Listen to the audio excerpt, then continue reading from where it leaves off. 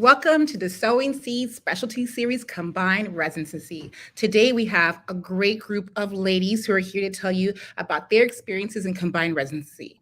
So Sowing Seeds Specialty Series started with President Obo and continued with President Nita. My name is Amara Onya, and together with Daniel Nancho, we are the Alumni Affairs working on Sowing Seeds. So without further ado, let us get started and we'll introduce our panelists one by one.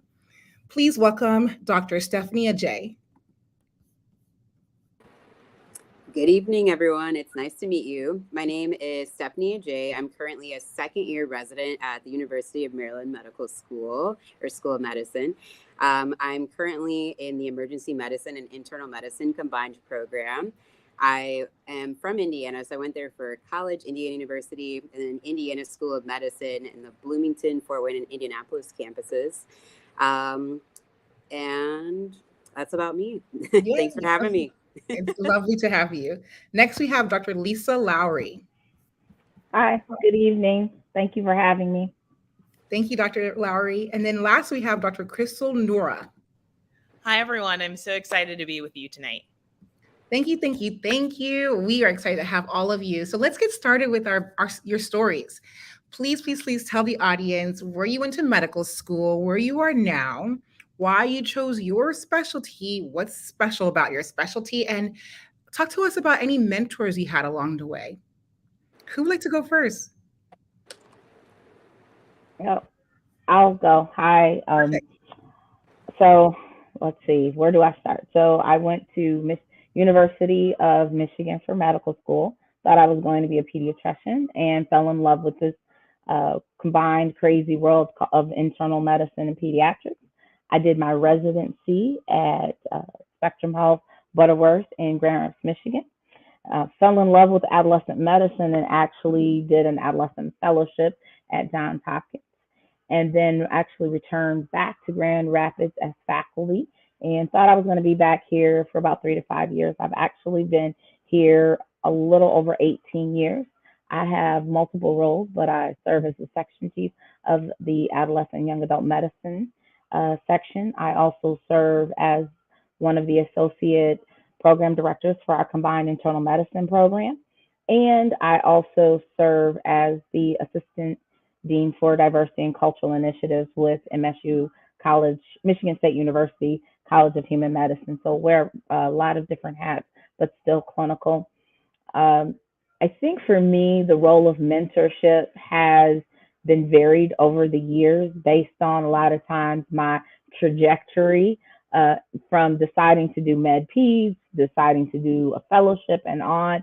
And I think what we always have to remember is sometimes our mentors look like us, sometimes our mentors don't. And so you can learn from all. In this phase of my career now, I have mentors of a variety of ages, genders, ethnicities that kind of guide me. So I think mentorship is always invaluable.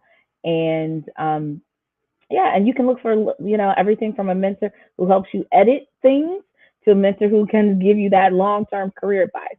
So I'll pause there and turn it over to the other panelists.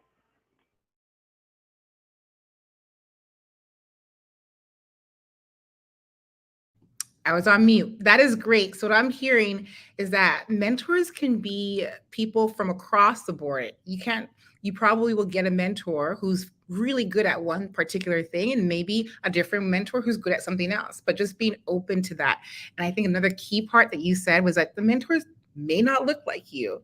I think that's sometimes a roadblock that people have to get past. And it's really good hearing that from you.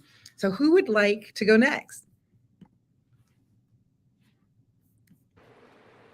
I can go. Accidentally did it earlier. So again, I'm Stephanie. I am from Indiana. I went to Indiana University for both undergrad and medical school.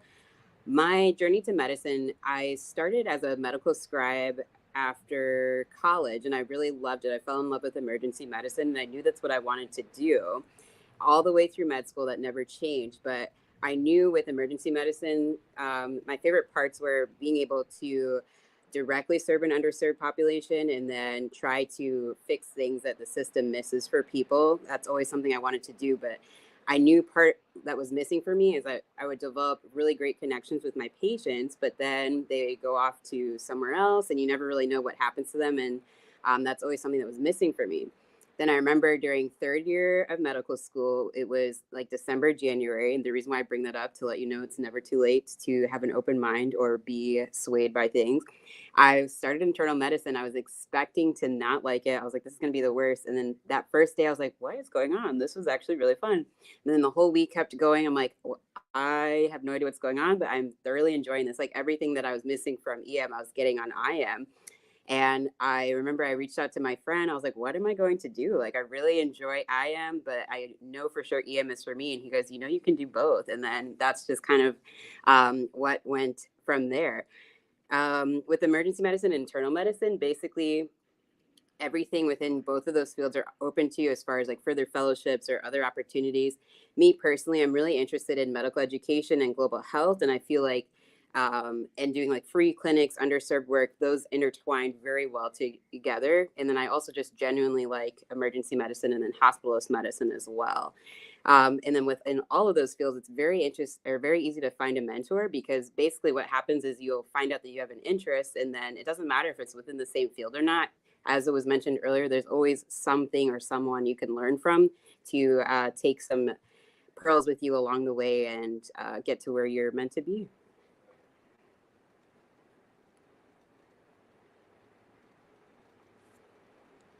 That is awesome. I just love hearing that. It's good to hear that you can potentially do both things that you're interested in. And that piece where you said that emergency medicine, you just see your patient for that time and that's it. And in IM, you're able to see that continuation of care. I think that's critical. And some people might not have thought of it that way. So I can see why those two come together. And then last but not least, Dr. Crystal Nora. I feel like I might just sound like Dr. Lowry. I am internal medicine and pediatrics. So a little bit about me. I was born and raised in Texas. I went to the University of Texas at Austin for undergrad. I went to University of Texas, Houston for medical school. And so I'm currently at Johns Hopkins. I'm a third year PGY3, interested in adolescent medicine.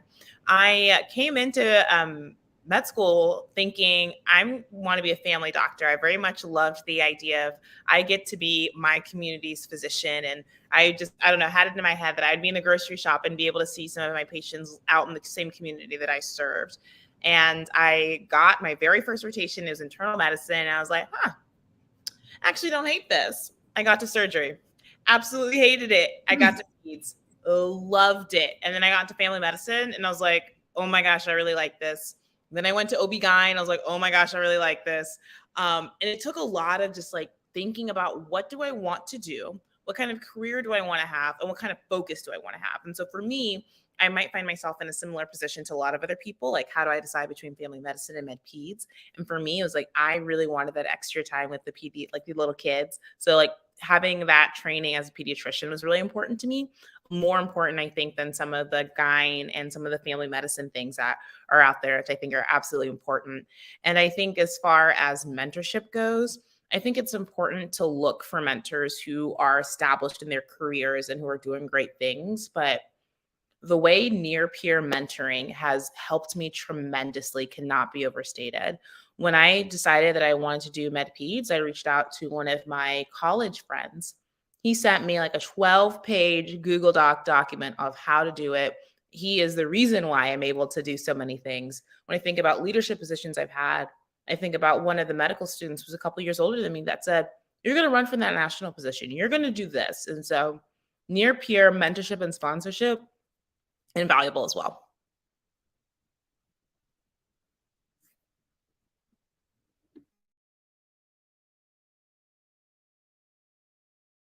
I'm going to be doing this, hopefully not all night. That part where you talked about mentorship when it's peer to peer, because I think we get stuck in the rut that the mentor has to be above us or in either age or in wherever they are in their career, so we can aspire to be at their level. But I think there is a beauty to learning from people at your level, and then perhaps even people who are below your level, because people think differently and they can just enhance what you already knew about yourself, but then from a different perspective. I think that's key. So really great to hear that peer-to-peer mentoring helped get to where you are today. I feel like now that you said that 17-page document, other people might be wanting that too. So if you're in the audience, reach out to these people. They're dropping some gems and some really good advice. So let's start off with a question to our residents. How was the transition from going from medical school to residency in that year? What did you learn about yourself in that year? And what advice can you give to our audience tonight? Don't start residency in the middle of a pandemic. I think it was a really interesting time. I've got to say, everyone says like front load your fourth year, your end of the fourth year, absolute vacation. I followed their advice. Don't always listen to your friends, because I just found myself sitting at home being like, and then all the protests were happening. It was just like a really tumultuous time. Right. The thing that I was able to pull out of that transition from medical school to residency is that you've really got to find who your people are, who that community is, who that rock is, who that person that you can stay connected, and that person who's going to see you and see you at your best and encourage you, but also sees you when you're down, calls it out and says, hey, like, let's do something so you don't stay here. Right. And for me, there were so many people who were part of that. I think my mom has just been my constant like source of support, my cousins, my friends. And then something that was really important to me was like finding a faith community as well, something that was independent from just like work. And so just finding a community that I could find like connection with. And even though the beginning of it was a lot of Zoom, which you get tired, obviously. Yeah. But I just cannot overstate the importance of having people who will check in on you.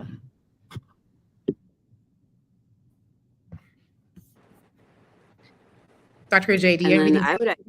Okay, great. Sure, no worries. I would just echo, I completely agree.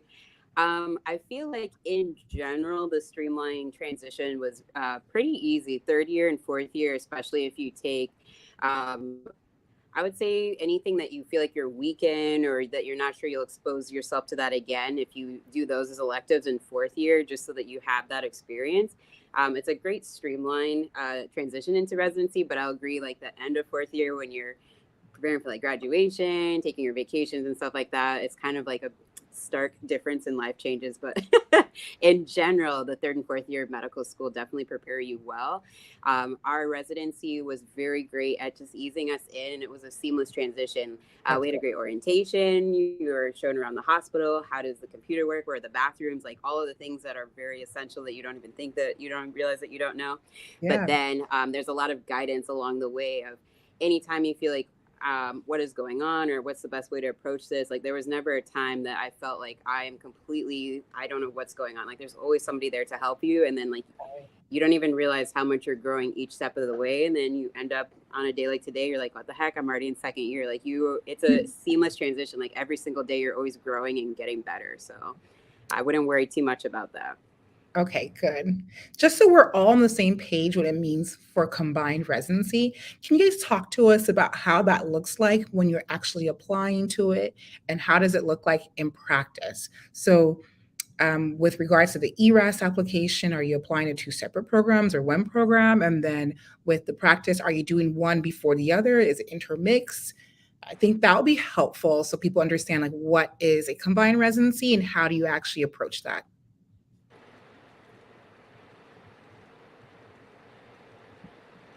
If you want, we can split it and then we can talk about like just applying in general, and then we can talk about lifestyle just between each of our combined if you guys like.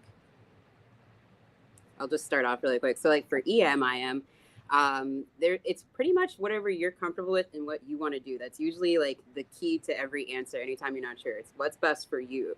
So you have to be honest with yourself in general at the very beginning, like what are your true interests and like why are you doing what you want to do? And then that's what's going to guide you for the rest of your answers. So if you know like why what you're applying for, what you're interested in is working best for you, then that can help make your decision.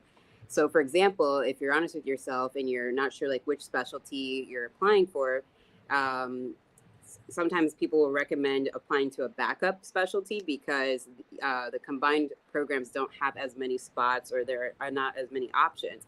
So, for example, specifically for EM/IM, you'll hear some people will dual apply or triple apply, meaning you'll apply to EM only programs, IM only programs, and then EM/IM programs. Some people will say, I think I'm leaning EM more, so I would see myself better off if I had to pick something EM and then they apply EM and EM/IM. Some people feel like I'm a little bit more biased on the IM side, so then you'll hear them apply IM and then EM/IM. And some people genuinely like all three and they're not sure, and that's okay. And then you'll see them apply to all three, and then they figure it out along the way. And then if you guys want to jump in really quick for internal medicine peds as well with the application process. Yeah. So when you're applying for med peds or combined IM peds program, you're actually applying for that program. And so it is a 4-year program. And it really basically, you have 2 years of medicine, 2 years of peds.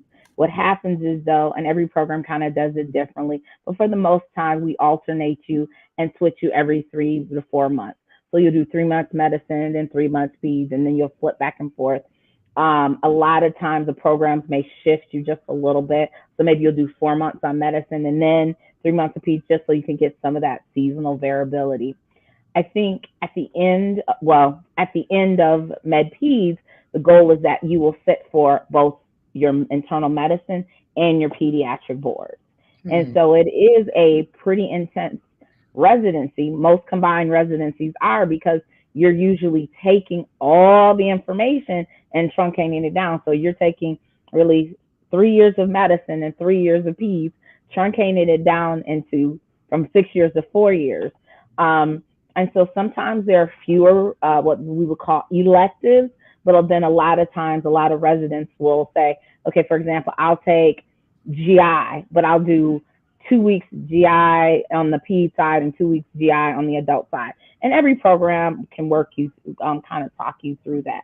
So, and then as far as a backup plan, I agree. I think it really just depends on med peds. We do get some people who apply to one or the other. We may get some people to apply to family medicine. That's something we also get. But I agree, people, and it's weird, and I know the residents can attest to that, people who choose a combined program, when you meet other people, like you're like, those are my people. And it's a flavor, and it's hard to, it's hard to tell you, because we really don't think like internists and we really don't think like pediatricians. But it's weird, a good weird, not a negative weird. And so, but I do agree what you said. It really is, what do you want to do? And then the other thing is, I do think a lot of people, you'll hear some people say, I will definitely say for med peds, oh, you're going to do one or the other at the end. And that really is not the case. I do think your practice may shift and change. I will say over the past, I'm doing this now, I'm 15, 18 years now, but we have seen, like, we weren't thinking about med peds hospitalists. Sure. But now I will say more and more people are choosing to kind of be like what we consider med peds hospitalists. And so they'll do all their but again, those are things that we can guide you. And I'll be honest, we don't expect you for day one to come in and say, I want to do this or that. Mm-hmm. I actually have currently we have a resident who's doing a 5-year fellowship after doing a med peds residency. I don't know why. I mean, I thought I was bad with 3 years, but she's doing 5 to do like adult home critical care, something, cardiology. But I mean, that's what she wants to do with her life. And so I do think what the residents will say is that it does afford you some flexibility, and it's a lifestyle. And to briefly add, I think there are, and to Stephanie's point, depending on which combined program, so like med peds actually has like quite a few med peds programs comparative to like other combined programs. So you could safely get away with just applying to med peds, unless there's like geographic constraints or whatnot too. Sure. But then you'll find there's like emergency medicine, internal medicine, emergency medicine, anesthesiology, pediatric anesthesiology, emergency medicine, family medicine, internal. Like there are a lot of other programs that are combined, but then they only may have like 3 programs or 5 programs. And so there you want to be smart and strategic about how you're applying, which I think your med school can provide some guidance, and maybe just reaching out to residents that have like smaller number of places to choose. And I think absolutely you use both sides. And just because one side may take flavor over another, I think there are a lot of people, even if they have chosen maybe to focus more on peds or medicine, have said, you know what, my training informs what I do here. Sure. But I'm thinking about Dr. Agwu, who's at Johns Hopkins. She did med peds and she's infectious diseases, and she spends her time working on with mothers who want to breastfeed their children who have HIV. And I see her on the pediatric side taking care of newly acquired HIV patients, and then I see her on the adult side taking care of 80-year-old people who are living wonderful lives with all the great advances we have in HIV medication. So you can definitely do both, even in fellowship training. Yes, I love to hear the options. That sounds great. And then it seems like, just from what I've heard from you guys, there's different ways to apply, and different programs have their own little quirks that it would behoove the student to really dig deep and do their reconnaissance on that program before they apply, so they know how best to present themselves. With that, Dr. Lowry, it would be great to hear from you what you are looking for in a strong applicant. Well, I'll be honest. Board scores are important, but they're not the end all be all. Okay. And so I really would like a well-rounded person. Again, the more competitive it is the better board score we would like. And so there was some thought about, we should be looking for people in the 220s to 230s if you're going to do med peds. Maybe go up. Now we know that now boards are going to be pass fail, and then are we going to look at step 2 and all that? But I really would look at the end of the day, I want a person that's going to be hardworking, committed, and affirms the med peds lifestyle, or affirms the EM lifestyle, and that's what they want to be about. And this is what I tell, and I've said it at every rank meeting, and I'm pretty sure if I'm there, I will be saying it in February at our rank meeting. I always sit there and listen to look at the residents as we're going and we're ranking our applicants, and say, look, this is the type of person, if you're on your 5th admission and it's 3 o'clock in the morning, if you look at the left and this person is sitting there and you're like, ugh, that is not a person you want in this program. Yeah. So I really look at a well-rounded individual. Again, it also depends on when you're applying. I mean, so our program, you don't need to have, be the first author on 3 papers and all of that. If you're applying to some other programs, they may look more strategically at research. But I really think a well-rounded individual who is, again, academically sound. This is the other thing I'm going to tell you. If there was a opportunity for growth along your med school journey, please call it out briefly so I don't have to hunt and peck. Because I have tons of friends that are program directors. I have tons of friends that are APD. And if it's like I'm failed my shelf and I had to retake my shelf, tell it somewhere. Now, again, you don't have to dwell on it, like make it all 14 paragraphs of your personal statement. That's not, have someone commented on your personal statement. You know what, Lisa failed her shelf on this, but she learned better study techniques or something like that. But if I have to hunt and peck and it's in that packet of 37 sheets of paper, wow. And if I'm a program director and I have thousands to review, I'm going to wonder what was wrong. And so I always tell people, you can just address it briefly. If you took time off, if something happened, and then what did you gain from that? And again, I will take somebody that's hardworking and had to overcome an opportunity over someone who's a jerk and has a 256 board score any day, because I can help the person. I can't help the person who's 256 and a jerk. I can help you that's hardworking. We don't want a project. Right. So it seems like the qualities you're looking for in the person is just genuinely the qualities of a good person. One who has a growth mindset, one who is willing to display their faults, but also show how they've grown from that. I think that's important because I think a lot of us think we have to be perfect when you're applying. And then there's also the um, if you're going to do research or do something of that nature, like show the impact of that and how that's going to help you for this program. I think that was key as well, like understanding how you should, and that's something I can't quite piece out yet. Like, how do you show that this is that you are good for peds and I am in one application, right? Because typically you work towards one area, but how do you show the combination of those two? Well, I would say also the thing is we don't necessarily look for somebody who's come into medical school and be like, oh my gosh, I want combinedness because most people don't know.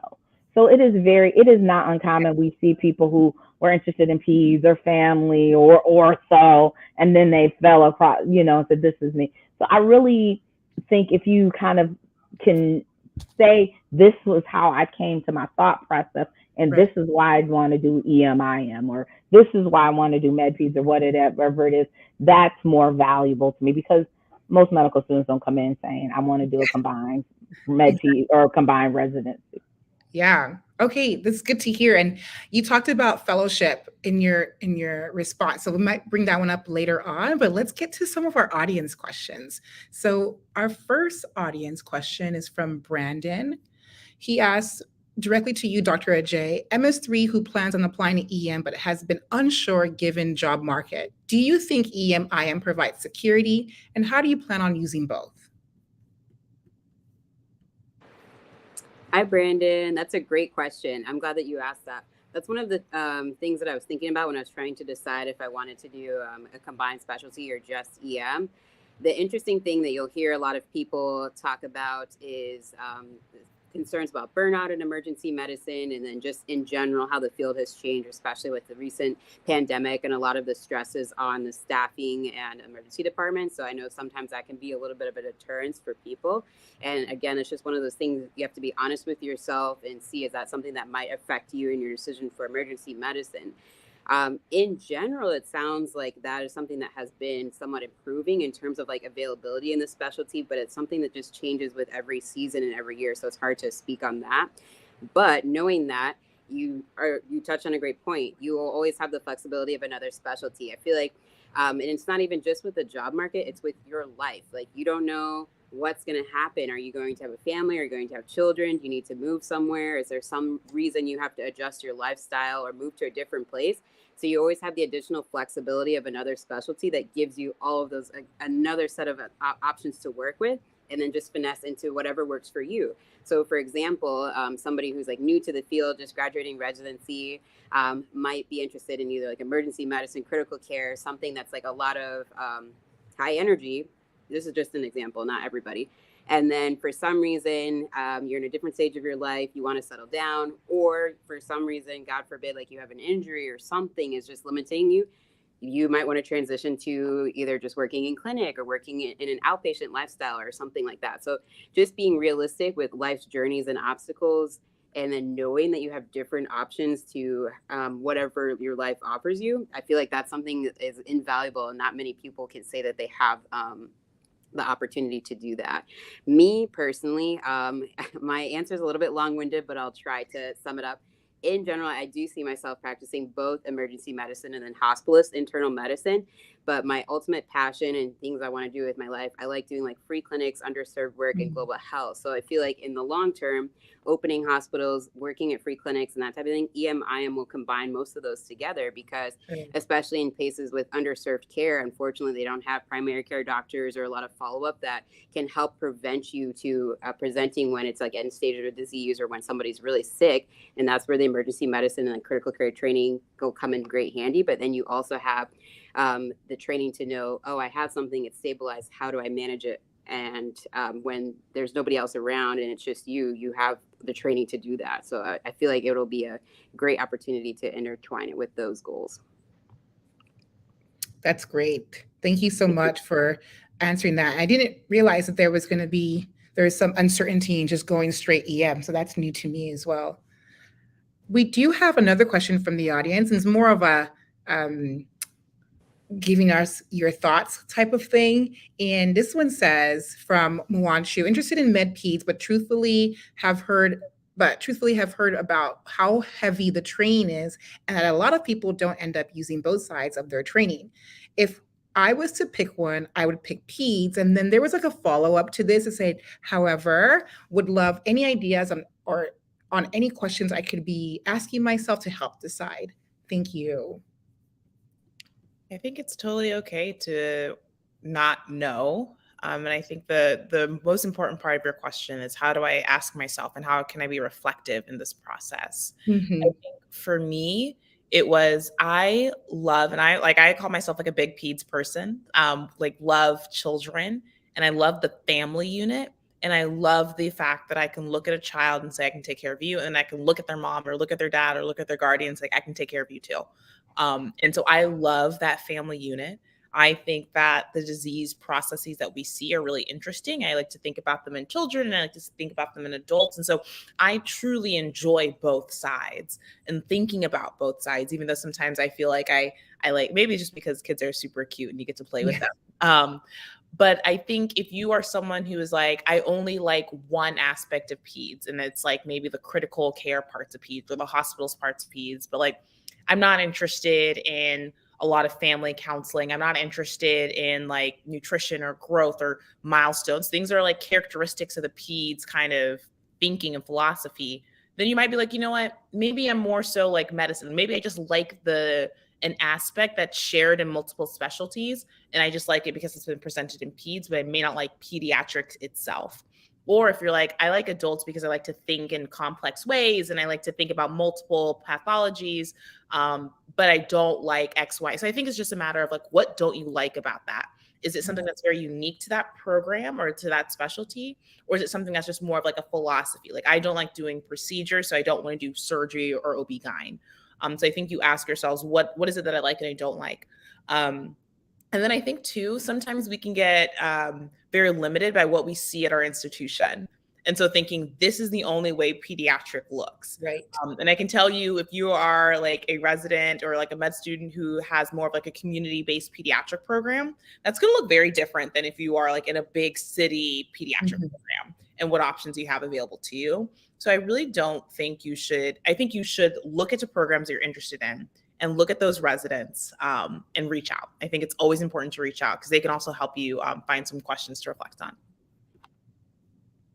Okay, that was very helpful. Thank you so much for answering that. And I think a lot of that also need to align your strengths with what the program you're going to perhaps does not have, right? So if you have that strength, then you don't necessarily need that in that other program, and then align it with the weaknesses you do have, right? And trying to figure all that out. Okay, I want to be mindful. We have actually one of our last panelists join in, Dr. Russell Ledet. So let me add you to there.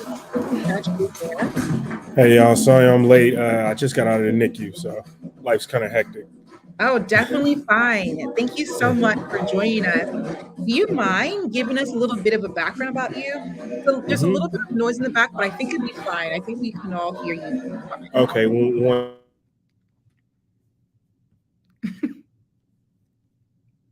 my family's at home watching Woman King. Oh, yes, it is Thanksgiving tomorrow. So grateful that you're able to join in with us tonight. But yeah, so where did you go to medical school? Where are you now? Why did you pick your specialty? And then perhaps talk to us about the mentors you had along the way. So I did my So I did my undergrad at Southern University in Baton Rouge, Louisiana. After I had gotten off of active duty in the United States Navy and went to Southern University, majored in chemistry and biology, and then went to NYU School of Medicine and got my PhD in molecular oncology and tumor immunology, and then went to medical school at Tulane and got an MD and MBA from Tulane in New Orleans. And now I'm in triple board residency at Indiana University. And triple board is pediatrics, adult psychiatry, and child and adolescent psychiatry. So I picked the specialty because for a number of different reasons. I was kind of shadowing in my first and second year of medical school. I kind of had an idea that maybe radiation oncology would be paired well with my PhD, but I also was interested in child psychiatry. So I shadowed a child psychiatrist and met this young Black boy who was struggling with ADHD in the classroom. And I just kind of was able to kind of start, I guess, what I didn't know at the time, but I know now is CBT. And just kind of interacting, especially with young Black boys around mental health, was something that I was really interested in. And then also my daughter was playing tennis, and there's a lot of mental agility, I guess, that has to go into playing tennis, or really any sport as an athlete. And I was really interested in the maturation of athletes and what their mental health looked like. So that's why I'm here now. I love Indiana. I love Indianapolis, where I'm training at, and happy to answer any questions that you all have. Thank you, thank you, thank you. That was great. Let me just make sure to add everybody to the screen. Yes. Okay. We have everybody on there. You add a different perspective to our group tonight. So it's so good to have you on board. I feel like we can have really good discussion on that as well. So thank you so much for that background. We just talked a brief background on like what does combined residency look like? And you gave a different perspective of being a PhD student and still being able to become triple board certified. So bless your heart. And then we went on to discuss how do you show and be a strong applicant. So that was really interesting. I think that's something you can also add to as well. How would you be a strong applicant, especially if you have all these different interests? And how do you actually perhaps combine all of that to one application? Yeah, I think a lot of times when people, prepare to interview or they go to do ERAS, I think they have to have a straightforward story. Yeah. That needs to be very linear, but no one's real path in life is linear. It's sort of a whole lot of haphazard, unexpected events. And physicians who are attending now, chief residents and residents, they know that. And so really, I think what they're looking for is authenticity. Your story is your story. It cannot and will not look like anyone else's. One of the things my grandmother used to always tell me was, you need to be yourself because everybody else is taken. Yes. And so what I mean by that is that everyone who's applying to ERAS is already amazing. What makes you stand out is your own story. And not telling your story from the perspective of what do I think they want to hear. Telling your story from the perspective of the way that you experienced it. And I think that's one of the struggles, especially for minoritized populations, is that, what do they want to hear? Because we think that there's this prototype colonizer image that we can, put forward that everyone is going to appreciate. And that's not real. I think a lot is changing in the minds of program directors and even medical programs in general, that they understand that there's an authenticity and a lived experience of minoritized people who are becoming physicians that is valuable to the patient experience. Right. And they have to value it now because the ACGME is valuing it. And so they can't just say like, oh, let's just look at scores and then can you answer these simple questions? No, they need people with story pasts. And the people who have the highest likelihood of very colorful and story pasts are the people who've been oppressed for the longest. Right. So, because they've been through everything you could possibly imagine to get here. Right. If you got MD behind your name, you probably been through hell to get here. Yes. So. Yeah, definitely. It seems like the audience also resonates with you too. So great to hear that. With that, I just want to get into the nitty gritty. What does a really good interview look like when I'm applying to residency? Like, what should we be doing? What should we not be doing? And then how do you just set yourself up for success at the interview day? Because I know it's a very short amount of time, but it can make a huge impact. Yeah, go ahead. can briefly answer this really quick. For interview day, I loved it. I feel like, first of all, it's all in your mindset. Unfortunately for me, my class was the first class where the interview season was completely virtual, but I made the best of it. So like every day, it's really kind of the best way to think about it is you're like a first date or blind date type of thing. So like it's not just the program seeing are you a good match for the program. It's seeing is your life compatible there? Is that somewhere where you can feel yourself fitting in? Do you like the morals and values of the program? Like, is that something that's a good fit for you? So it's just as much a fun experience and you vetting the program as well. It's both sides. But you'll get the most out of it if you also do your research. So if you already know about the program, you know what concerns you might have about the program or the things that you want to learn more about, then you get more out of your interview because you'll have better questions to ask to see, and then you can compare your notes along all the other interviews as well. And the best thing to do during an interview is just be yourself, just as he said. Right. You have fun with it, especially I can speak mostly for the emergency medicine and then the EM/IM interviews. Obviously, most of them are just a great conversation. You put everything already on your application, so they already know that.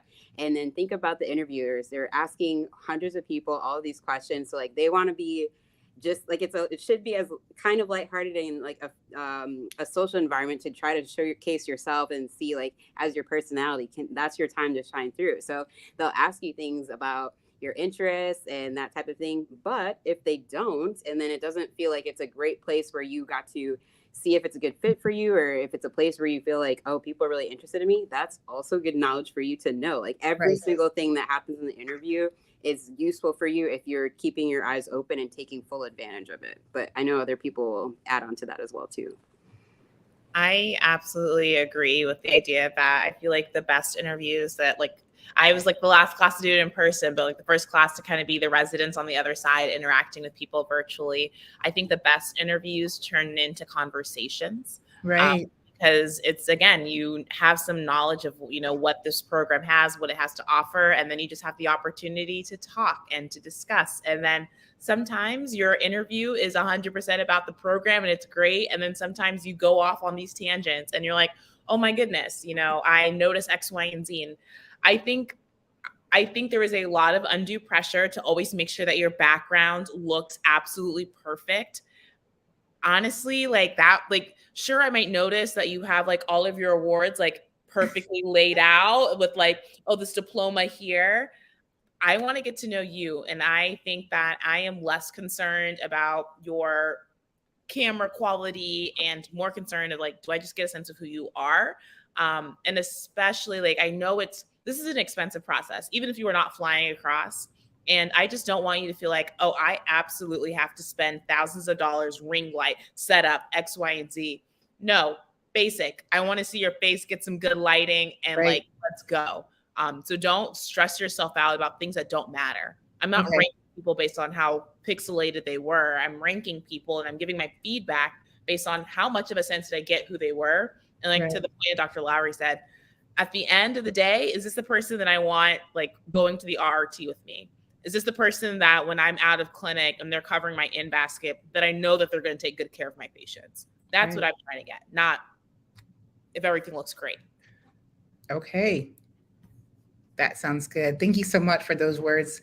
I think it's really important to hear that so that people can decrease the stress that they are experiencing before these interviews and just really bring who they are and blossom during that interview. And I know it has to be quick and to the point. So show your personality really quickly so they can get a sense of who you are.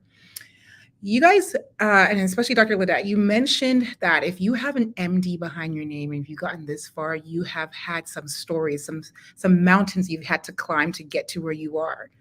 Part of that, and I'm sensing this for myself, is that like within higher education, there's a hidden curriculum that we probably are not privy to unless we've had somebody prior tell us, look out for this, watch out for this. Given that, can you guys speak to some key moments of what the hidden curriculum has taught you during your residency and perhaps up into where you are now that you wish somebody had just like told you, like when they say this is what this means? I know this is a very deep topic, but I think it's important for our audience to hear. Yeah, I think so. I'm in my intern year now, so I think you get the greatest amount of feedback in your intern year. Sure. It's a whole lot of like tweaking and peeking, and they watching every last thing that you do. And I feel like that feedback kind of falls. I ain't gonna say not necessarily to the wayside, but it becomes, I don't know, less nuanced in the beginning.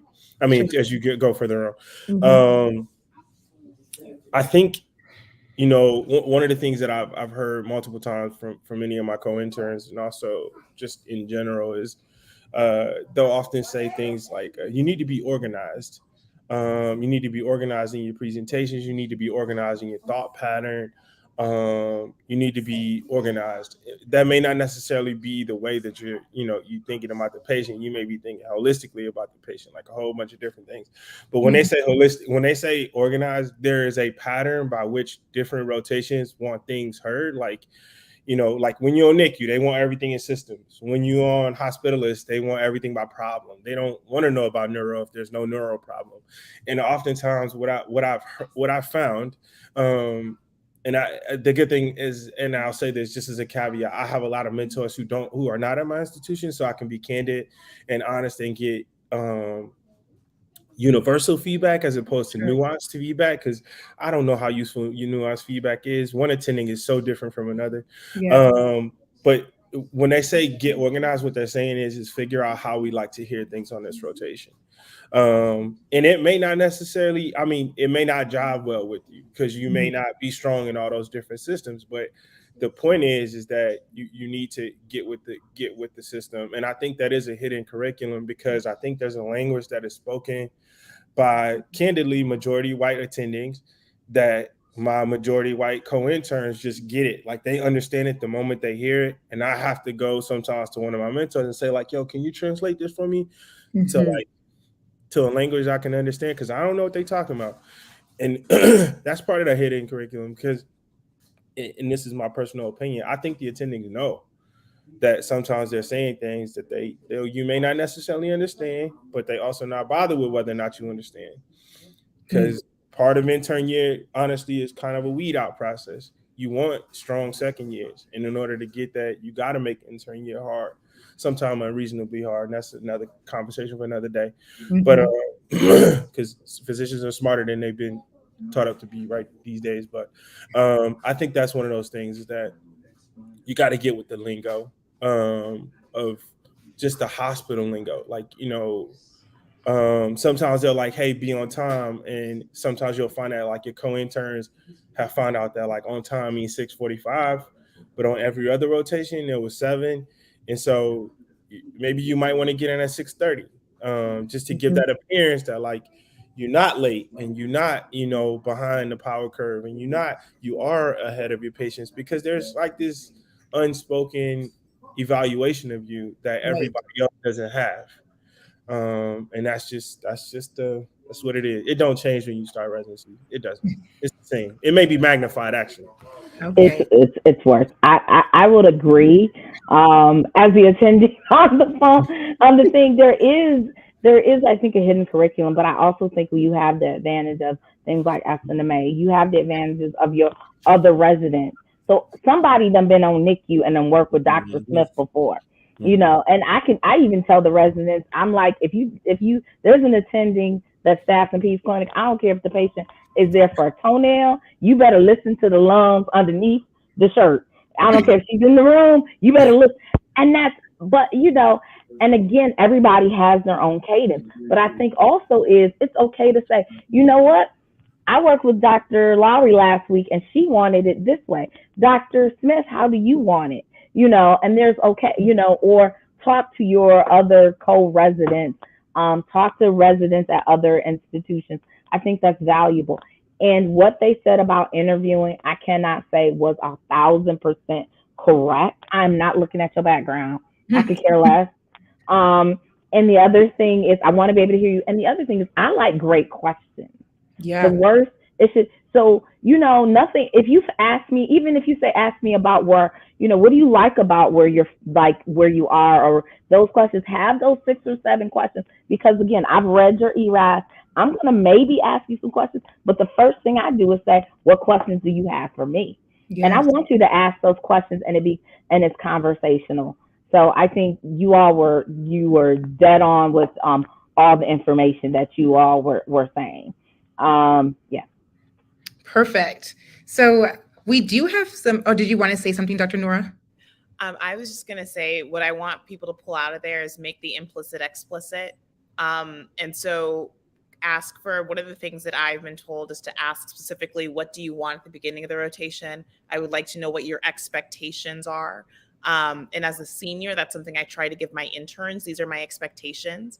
And then I think the biggest thing that's going to help you out in intern year is figuring what is pertinent to patient care and what is style. Am I diuresing this person? And I'm saying you need to be better at diuresing because this person is still like 50 pounds over their dry weight. Or am I saying, I'd give like a Lasix 160. And you're like, no, I think I do a Lasix 80 BID. And then you're thinking like, oh my gosh, like I don't know how to diurese a person. And then you realize like, oh, that's style. That's not patient care. And I think having people say like, are you doing that just because that's the way you like to do it, or doing that because that's like the principle of what needs to be done? And I think the more you can separate, oh, this attending just likes it this way, but that's not the only way it can be done. It can be done multiple ways versus no, the way you look at a right heart cath is you interpret it this way. It's not my style. This is how you do it. I think that's going to take you a long way. Thank you for that. And we have a couple more audience questions that I want to be able to get out there. So Donald says, thank you for all of your advice. Could you share whether away rotations / auditions were required or strongly encouraged for your combined residency? And specifically reaching out to Dr. Ajay, but she had to step out real quick because she had a phone call. She is still working. So hopefully she'll get in on time to answer. But can one of you guys speak to that? No, I don't think it's. I don't personally think it's necessary. That's just my opinion. I also think that sometimes it's combined specialty dependent. I think specifically with EM, and I say that because I have a lot of friends in EM, especially EM peds. EM likes to just see that you've had a lot of EM exposure.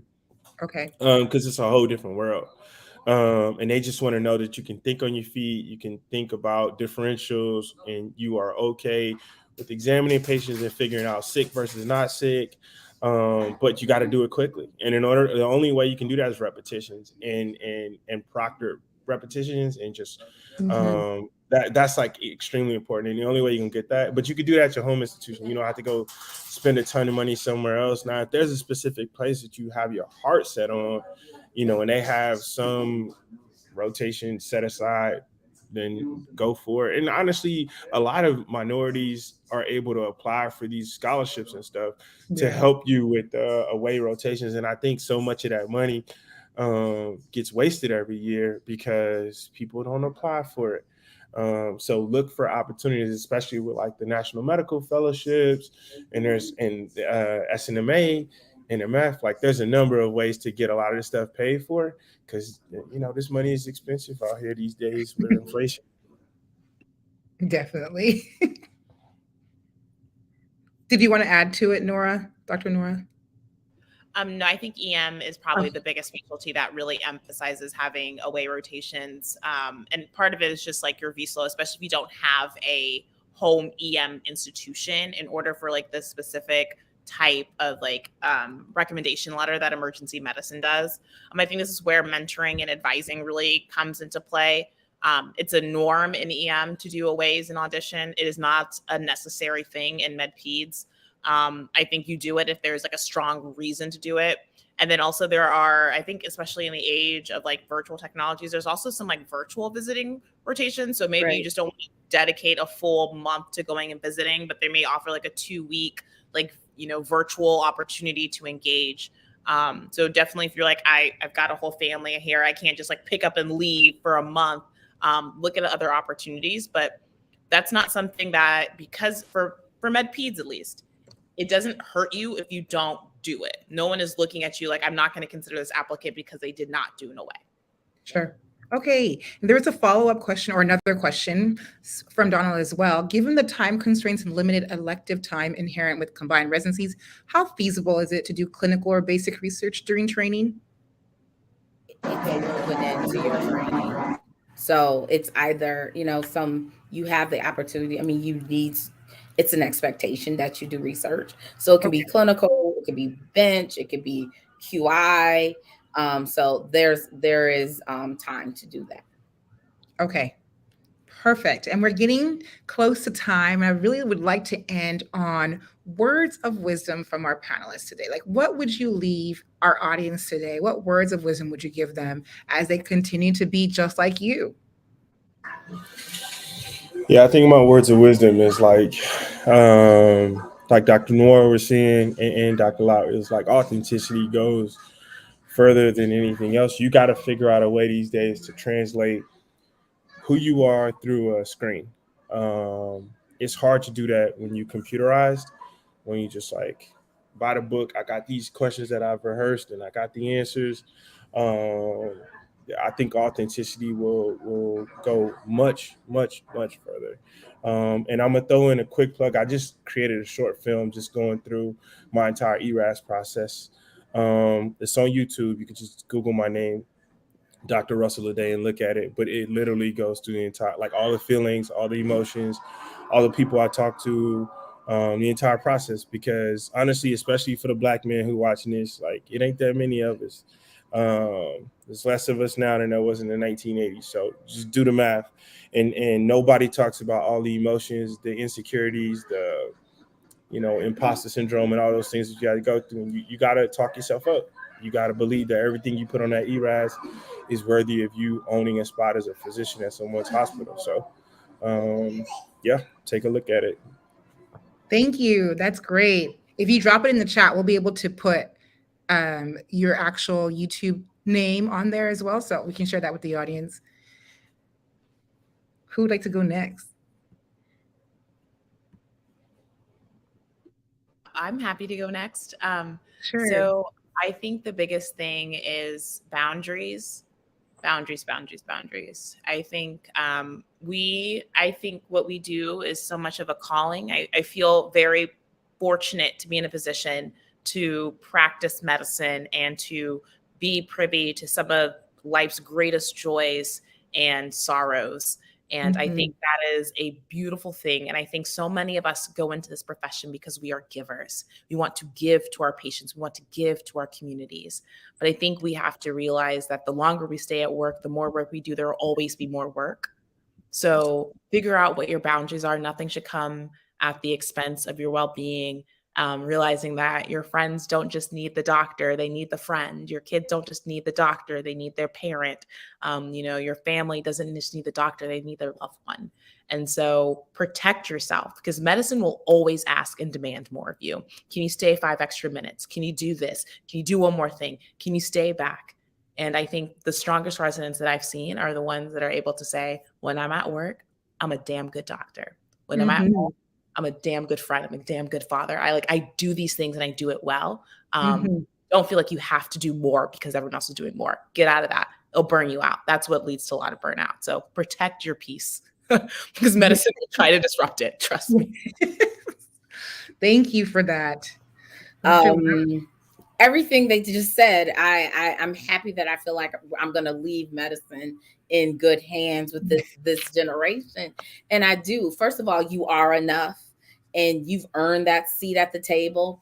And again, the boundaries and setting aside time. The other thing is you don't have to save the world.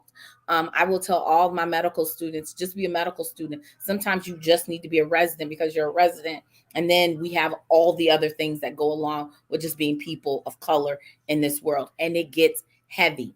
Yes. The other thing, one of my mentees and friends said, sometimes, we go and we're like, I'm going to be the only one. Yes, you might be the only one. I have a picture of my mother in the 1970s, and she was the only one.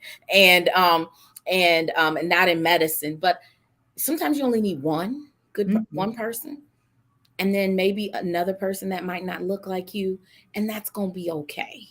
And you're going to be okay. And then at any time, then you always have this village of SNMA, and you can reach out to even me and things like that. And so I think that's the thing. But at the end of the day, and I always tell you, and Dr. Noor, you hit on this, I love what I do, despite the broken inefficiencies, broken system fraught with microaggression and implicit bias and all that stuff that we are trying to fix. I love what I do. And it's nothing like today. I was seeing a patient today, and I'm old enough now. I'm seeing some of my former patients, teenagers. And when they say, how long you been doing this? And the fact that I've seen like multiple, like a couple generations, and I have the privilege of being there. And it is a privilege and an honor. So at the end of the day, it's still a great, noble profession. Thank you. Thank you to our amazing panelists. We could not have had this fruitful discussion without you. And I know that the audience is saying thank you. We appreciate you. And for all our audience members out there, thank you for joining us. I encourage you all to follow us on Instagram at SNMA_official, on our Twitter at SNMA, and like us on Facebook. But most importantly, if you're not a member, if you're not a national member, what are you waiting for? This is a time. Please visit snma.org to sign up and get connected. You get discounts, you get access to other information that only members can get. So I definitely encourage you to do that before AMEC coming up. And for all of our members out there, we encourage you to get plugged in and do some more, see how you can volunteer for the SNMA. With that, this was our last Sowing Seeds of the year. We could not have ended with the best panelists. We thank you. Thank you so much. Thanks for tuning in, and look forward to our other Sowing Seeds coming up in the upcoming year. And then if you want to know more about the SNMA, join the SNMA. But with that, I say I bid you adieu. Thank you, everybody, and have a wonderful, wonderful night. Bye-bye.